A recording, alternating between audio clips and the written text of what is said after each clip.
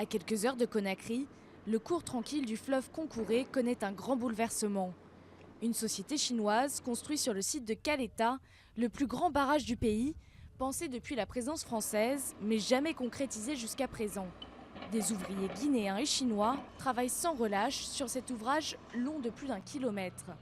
Depuis une colline, Aboulaye Bangora observe les engins remuer la terre où il cultivait auparavant. Mon village n'a pas été délocalisé. C'est seulement les dynamitages et les nuisances qui nous ennuient. Certaines de nos maisons ont été fissurées, sinon il n'y a pas de problème. Je n'étais pas encore né qu'on parlait déjà de ce barrage. Je ne pensais pas le voir un jour se réaliser de mon vivant. C'est une grande chose. Après des études en Chine et au Canada, Mustapha Kallo est retourné en Guinée pour participer au développement de son pays. Aussi historique soit-il, Caleta n'est qu'un début dans la course à l'indépendance énergétique de la Guinée. Pour le moment, 240 MW est peu dans le besoin en électricité de la Guinée.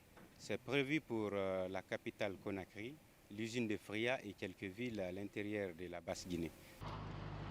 3 villages en zone inondable vont être déplacés sur les collines environnantes.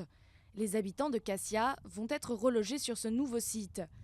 Les maisons sont neuves et en dur, mais les villageois s'inquiètent. Nous sommes contents de pouvoir déménager dans des maisons neuves, en dur, assez spacieuses, mais nous sommes inquiets car nous ne savons pas comment nous allons vivre là-bas. Le barrage va inonder nos cultures, nous n'avons pas accès au fleuve dans le nouveau village et les arbres promis par le gouvernement n'ont pas été plantés. Selon les villageois, aucune autorité n'est encore venue apporter des réponses à leurs inquiétudes. Du côté des responsables du projet, on annonce que l'économie locale sera soutenue. Les habitants dont le déplacement va débuter seront également reliés à l'eau et à l'électricité. Mais avant d'être un enjeu environnemental et social, Caleta est surtout un enjeu politique.